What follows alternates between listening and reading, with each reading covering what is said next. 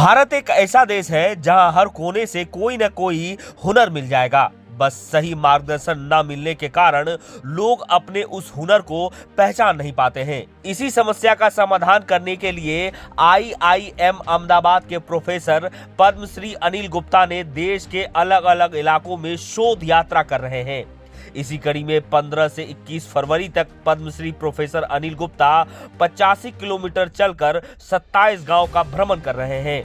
6 दिनों तक चलने वाले इस शोध यात्रा में गांव में उत्कृष्ट कार्य करने वाले किसान, कारीगर, इनोवेटर, वैद्य, महिला और क्रिएटिव बच्चों से सीखने के साथ उन्हें सम्मानित कर रहे हैं। कटिहार सिरसा स्थित कर्नल एकेडमी में वैसे इनोवेटर जिन्होंने अपने क्षेत्र में उत्कृष्ट कार्य किए हैं, पद्मश्री प्रोफेसर अनिल गुप्ता ने उन्हें सम्मानित किया।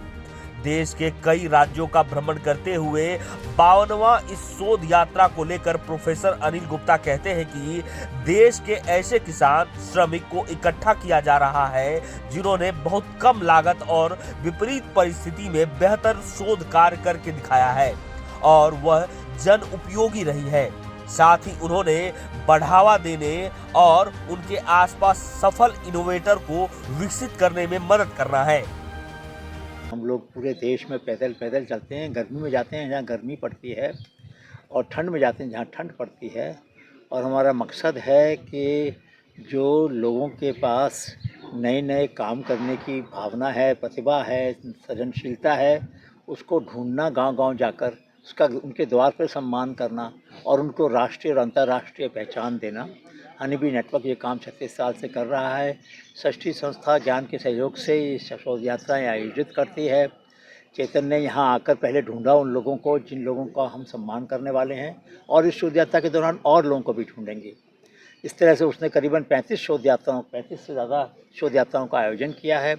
इस शोध यात्रा में हम तकनीकी नवसर्जन को ढूंढेंगे, नवाचार को ढूंढेंगे, संस्थागत नवाचार जहाँ लोग मिलके कुछ नया कर रहे हैं ऐसे नवाचारों को ढूंढेंगे, सांस्कृतिक नवाचार और साथ ही साथ शिक्षा में किसी ने कोई प्रयास किया है बहुत सुंदर तो उसकी भी चर्चा करेंगे। जैसे हमने यहाँ आए तो मेरे साथियों ने यहाँ पर एक प्रतियोगिता की बच्चों की नए नए विचारों की और उसमें बड़े सुंदर सुंदर विचार बच्चों ने सोचे और बताए जिसके बारे में चर्चा करूँगा। तो मैं ये कहूँगा कि ये शोध यात्रा हमारा प्रयास है पूरे देश में और बाकी देशों के अंदर भी ये बात पैदा हो कि जो समाज के ज्ञान संपन्न लोग हैं, आर्थिक रूप से गरीब हो सकते हैं लेकिन दिमाग से गरीब नहीं होते वो लोग। उनकी जो संपन्नता है, जो ज्ञान संपन्नता है, नैतिक संपदा है उनकी जो सामाजिक संपदा है, उसको आधार बनाकर